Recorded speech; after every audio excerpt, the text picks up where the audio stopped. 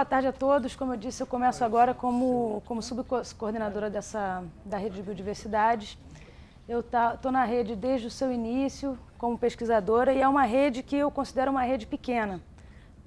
Desde o seu início, ela não ampliou os núcleos de pesquisa que estão envolvidos. Então, os núcleos de pesquisa são um núcleo na Universidade Federal do Rio de Janeiro, um núcleo na Universidade Federal de Goiás e um núcleo no Museu Guild, no Pará. Então, entrei na subrede e a gente tem desenvolvido, e algumas coisas foram apresentadas pelo atual coordenador, o Alexandre Aleixo, no Conclima. Temos desenvolvido, sobretudo, estudos de redistribuição, modelagem de redistribuição de fauna em cenários de mudança climática. Então, fizemos isso para alguns grupos, sobretudo grupos de vertebrados. Então, fizemos isso para marsupiais, fizemos isso para aves, fizemos isso para anfíbios. Os grupos estão fazendo também para outros grupos, para primatas, para morcegos. E eu entendo que essa é uma abordagem bastante limitada. Embora a gente tenha gerado produção científica bastante interessante e estimulante para quem está envolvido, eu acredito que está na hora da rede crescer em termos dos grupos taxonômicos, em termos dos ambientes e também em termos das abordagens. Em termos dos grupos taxonômicos, a gente tem trabalhado só, digamos, com os organismos da moda, que são os vertebrados, que são com certeza chamam mais atenção, né, da sociedade, mas não necessariamente são os elementos da biodiversidade mais importantes de se modelar. Então, a gente gostaria de expandir isso para outros grupos, sobretudo, incorporar os invertebrados, que são uma parte enorme da nossa biodiversidade. E também, além de trabalhar com aqueles elementos da biodiversidade que são nativos, e, claro, são um patrimônio gigante que temos aqui no Brasil, uma biodiversidade enorme, com quantidade enorme de espécies nativas, mas começar a trabalhar também com aquelas que não são nativas e que têm um potencial importante de expansão, falando aí especificamente de espécies invasoras, tem um potencial enorme de expansão de suas distribuições em cenários de mudança climática. Isso aí a literatura está recheada de exemplos. E o Brasil está vulnerável a esse tipo de problema também. Então, isso aí em termos dos grupos taxonômicos, uma tentativa de expandir os grupos taxonômicos.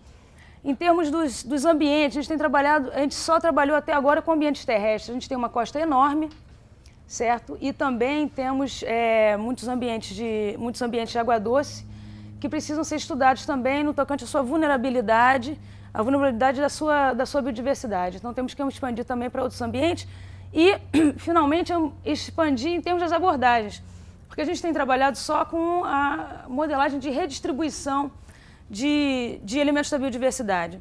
A partir dos modelos climáticos, a gente sabe qual é a relação dos organismos com o clima e a gente vê no futuro onde é que esse clima vai estar, né? E se seria possível as espécies se deslocarem até onde estaria esse clima no futuro, né? Então, uma abordagem interessante que tem sido a abordagem principal na literatura de pesquisa brasileira para possíveis impactos da biodiversidade, em parte, eu acredito, porque faltam estudos de longo prazo que estejam voltados para o monitoramento das mudanças climáticas. Então, agora o Brasil começa a trabalhar com mais seriedade essa questão de um monitoramento sério, cujo objetivo é monitorar efeitos das mudanças climáticas, entre outras coisas sobre a biodiversidade. Acho que a gente vai poder incorporar outras abordagens. Mas, mesmo assim, mesmo não tendo, em parte, não tendo tanto esses dados, existem outras abordagens que são interessantes, que precisam ser incorporadas.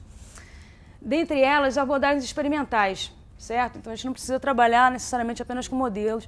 Tem alguns grupos que trabalham com experimentos de suscetibilidade dos elementos de biodiversidade, em termos tanto de sua tolerância física, mas também suscetibilidade de diferentes sistemas. Então, trabalhar no nível ecossistêmico as respostas da biodiversidade. Não sei se isso ressoa, mas a ideia será que vai haver mudanças, por exemplo, nas cadeias tróficas? Em vez de trabalhar só com uma espécie ou outra espécie, ou um grupo taxonômico, trabalhar com sistemas mesmo, né? Então, isso pode ser feito de maneira experimental, tanto em laboratório como na natureza mesmo. Finalmente, também esses estudos de natureza fisiológica, de respostas fisiológicas, tolerâncias fisiológicas das diferentes espécies às mudanças climáticas. Então, nosso momento agora, o que eu espero fazer, né, o encontro com o clima foi importante para nós, porque foi uma oportunidade das diferentes pessoas que fazem parte dessa rede, que é pequena, se encontrarem e conversarem, identificar essa limitação, que a gente está pequeno, precisamos expandir, expandir a rede, envolver outras pessoas e chamar pessoas segundo essas necessidades de expansão de grupos taxonômicos, expansão de abordagens e expansão de ambientes. Então, com isso, a gente está chegando num momento em que provavelmente a gente vai ter um rearranjo da coordenação. A coordenação que nós temos hoje são de pesquisadores excelentes na área biológica, trabalham com evolução, realmente são pessoas de ponta, mas que não trabalham com a temática de mudanças climáticas. Então, a gente precisa começar a incorporar a coordenação de pessoas que trabalham com essa temática. Certo? Então, o nosso objetivo nos próximos 2 anos, sem dúvida, é aumentar o número de investigadores e instituições que estão envolvidas com essa rede de biodiversidade. Ok? Perguntas? Pois não. No trabalho que você vem fazendo, você já verificou, mesmo na literatura, né? Não necessariamente no seu trabalho da rede, algum tipo de adaptação desses organismos em relação à variabilidade climática? No Brasil ou na literatura internacional? Não, no Brasil. No Brasil, Na América Latina. não, no Brasil não me lembro de nenhum estudo que tenha mostrado adaptação a mudanças climáticas. Talvez em plantas, mas assim, em fauna, não conheço nada. Mercedes, você conhece? Não. Mas na literatura internacional existe bastante coisa. A ideia é que, do ponto de vista da biodiversidade, é que as mudanças elas estão acontecendo numa escala muito acelerada, numa escala temporal muito acelerada. E, sobretudo, numa paisagem muito degradada. Então, é o sinergismo entre desmatamento, sobretudo, uma parte importante da nossa biodiversidade está nos sistemas florestais. Sobretudo na Mata Atlântica, a Mata Atlântica tem um desmatamento muito grande. Então, isso inibe as possíveis respostas da biodiversidade. A margem de manobra fica restrita por falta realmente de habitat onde essas espécies se realocarem. Eu tenho um estudo com aves, por exemplo, a gente identifica algumas áreas interessantes na Bahia. Claro, são estudos preliminares, para aves a gente identifica algumas áreas na Bahia que parecem que poderiam funcionar como refúgios climáticos. Isso trabalhando apenas com modelos climáticos. Se você sobrepõe esses modelos com o que a gente tem hoje de desmatamento, essas áreas já perderam a possibilidade de ser refúgios climáticos, simplesmente porque estão altamente desmatadas. Entende? Você trabalha com polimorfismo? Não estamos trabalhando com polimorfismo, não, especificamente. Mas por quê? O que você tinha em mente? Não, porque o que você colocou, por exemplo, os organismos é muito similar ao que acontece com o saúde humana também. Uhum. Então, como o período reprodutivo, tudo isso é menor nos organismos, né? O que me veio à cabeça quando você começou a falar é exatamente seria uma interação que a gente talvez pudesse ver alguns resultados mais rápido nos organismos. Uhum. Mas talvez... Pois é, por isso que eu acho que é tempo da gente começar a sair do universo da modelagem e começar a tentar monitorar isso, né, na natureza mesmo e também experimentalmente. Mas a gente tem alguns trabalhos com doenças também, então existe alguma sobreposição, modelagem de vetores de leishmaniose, por exemplo, dentro da subrede de biodiversidade. Interessado aí na ecologia, um pouco na ecologia desse vetor e como é que ela deve ser alterada, né? Dentro dessa expansão da subrede... Você está em qual subrede? Zona de economia. De economia, tá. Economia. Legal. Eu recebi um e-mail de um colega de vocês, a Ana Luísa Albernaz. Uhum. Está fazendo pós-doc na Inglaterra. Isso, ela é atualmente a vice-coordenadora oficial. Eu sou a vice-coordenadora não oficial, a gente não oficializou a situação aí. E ela com uma sugestão, inclusive pensando na interação de subredes, que ela Uhum. fala que ela teve uma experiência com manejo florestal e está interessada em investigar como a mudança no clima pode afetar a taxa de crescimento das espécies de interesse comercial, que implicará em alterações nos ciclos de corte e dados os períodos de concessão florestal, isso pode ter implicações para o sucesso ou fracasso. Ah, com certeza. Quer dizer, isso aí são possibilidades que se colocam quando você Sim. tenta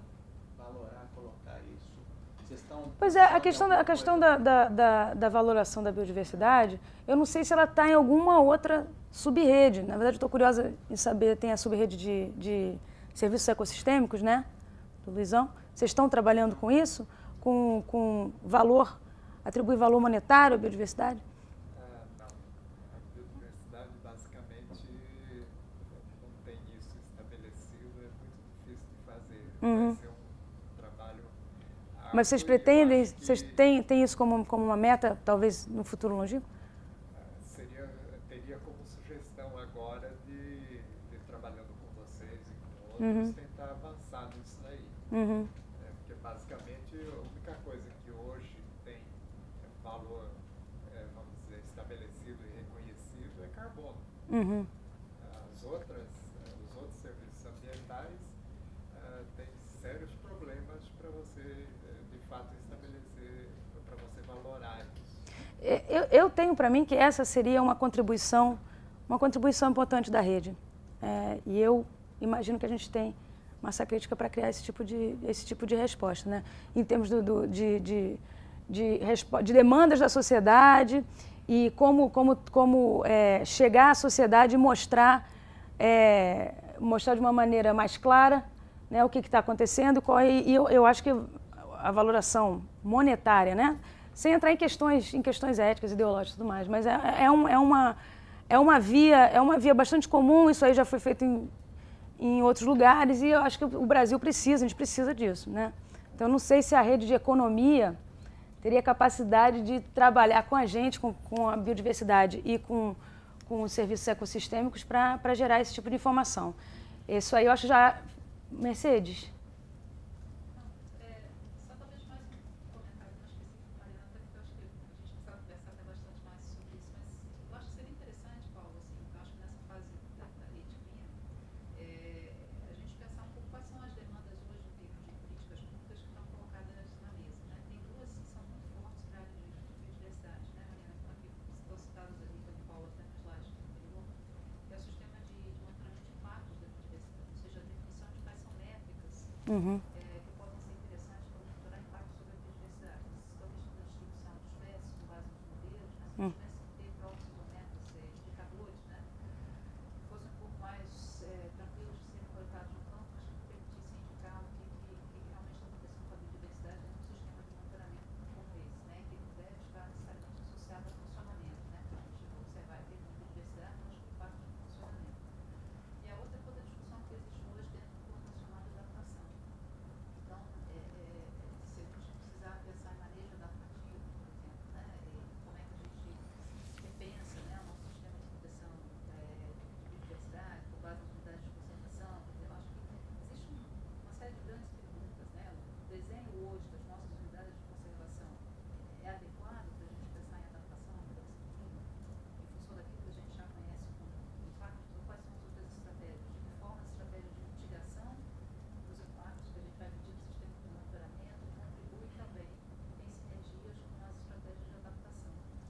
Então, eu acho que talvez, como rede, a gente precisa pensar, óbvio, né, todas as várias questões interessantes de pesquisa, mas eu acho que a gente tem que entregar alguns produtos que respondam a demandas que estão batendo na nossa porta. Então, Mercedes, em termos de adaptação da rede de unidades de conservação, o grupo de Goiás começou... Desculpa, não sei se vocês notaram, eu estou rouca. Mas o grupo de Goiás, ele acabou de ter uma proposta muito grande, um financiamento de proposta muito grande sendo aceito, e começa agora, que é precisamente para fazer isso, com os grandes grupos de vertebrados, avaliar, fazer para todos os vertebrados no Brasil inteiro, todos os biomas, fazer modelagem de distribuição, ver como é que fica, como é que muda os padrões de riqueza de espécies e se as unidades de conservação, como é que as unidades de conservação representam essa biodiversidade ou não hoje e onde é que elas deveriam estar para representar no futuro, usando o planejamento sistemático de conservação. Eu acho que a rede clima tem a vantagem em relação a isso. Sou fã do trabalho da UFG, mas eu acho que assim, tem um componente que lá não tem, quer dizer, que é o lado da dinâmica do sistema. Ao mesmo tempo, quer dizer, o mapa de distribuição é com base no que a gente tinha até então. Só que esses sistemas hoje estão dentro das universidades Então, falta esse outro lado um pouco mais dinâmico. O que vai acontecer com a vegetação, com o funcionamento, com o processo de ciclagem, com a produtividade primária? Então, muitas vezes você pode ter, se você não considera isso dentro do seu modelo, que esse sistema é dinâmico, traz essa dinâmica para a modelagem dos ecossistemas, você não consegue avaliar bem, porque eles assumem que as condições vão, de certa forma, mudar a temperatura e tal, mas você não tem um feedback positivo ou negativo do seu sistema a esses outros parâmetros, só a distribuição da fauna. E assume conservatismo de nicho também. Então, acho que tem algumas coisas que talvez aqui mais ampla de modelagem, toda a questão de transição de biomas, né? E aí entra realmente a parte de ecossistemas. Então, acho que talvez é muito importante fazer esse diagnóstico dessas questões, de que forma a gente, de repente, concorre com o nicho que a rede clima contribui, as iniciativas que já estão aí na rede, para a gente não sobrepor. Então, foi citado aqui serviços ambientais, não sei quanto que é a iniciativa do TIM andou, né? Mas se andou ou não, a gente já tem um bom caminho aí avançado. Seria importante fazer aquilo, o que a gente pode responder com que mais ninguém trabalhando nisso, ou que já tem uma certa base, porque eu acho que é isso que se espera da rede, que ela consiga consolidar essas questões. Eu estou pensando porque eu acho que tem aí, a gente participou de duas reuniões muito recentes, que tem uma demanda enorme para a área de diversidade, com políticas que estão em cima da mesa para sair. Então, acho que seria interessante que a rede se manifestasse, se posicionasse nesse sentido. Inclusive, um diferencial da rede em relação à pesquisa feita na universidade, é o que a Mercedes mencionou agora, é que ela tem como cliente, diferentemente dos nossos artigos, não é o revisor da revista, é a geração de políticas públicas. Então, o que nós precisamos fazer o acoplamento entre a economia, serviços ambientais e biodiversidade para valorar a biodiversidade, e nós podemos colocar a biodiversidade como um dos elementos na economia do país, porque as estimativas feitas no exterior de valor da biodiversidade, devido à biodiversidade brasileira, o Brasil é um país riquíssimo. Sim. Talvez o mais rico, mas quão rico? Qual o impacto do aumento das mudanças climáticas nessa riqueza que é a biodiversidade? Mas então tem um grupo fazendo isso, né? Tem um grupo trabalhando com isso já? Não, é isso que nós vamos desenhar nesta pesquisa agora da fase 2 da rede clima, que é a fase onde as sub-redes trabalham juntas. Então, o conhecimento da sub-rede de economia na valoração de sistemas pode ser agregado ao conhecimento da biodiversidade existente e dos serviços ecossistêmicos, para então dizer, olha, esse daqui é o quanto custa para a nação um aumento de 1 grau ou um aumento de 2 graus, em termos do capital que nós temos. Por exemplo, se nações proprietárias do petróleo, elas têm um acesso. Quando o pré-sal foi feito, foi acessado uma quantidade de bilhões de dólares ou trilhões, eu não sei. Então, qual é o valor da biodiversidade nessa moeda que as nações entendem? Sim. Não, acho que internamente a gente entende também. Mas, Mercedes, eu vou ter grande prazer de conversar com você que está mais inteirada aí das demandas específicas em termos de políticas públicas e como é que a sub-rede de biodiversidade pode contribuir com isso. Pois não. Fazer um comentário, não é um comentário, é uma pergunta, na verdade. É que você falou justamente falta estudos de longo prazo para o monitoramento dos impactos na biodiversidade. Você mencionou isso. Existem estudos de longo prazo. Existem estudos de longo prazo. Eles não foram desenhados para necessariamente... Oi? Mas para monitoramento do impacto na biodiversidade?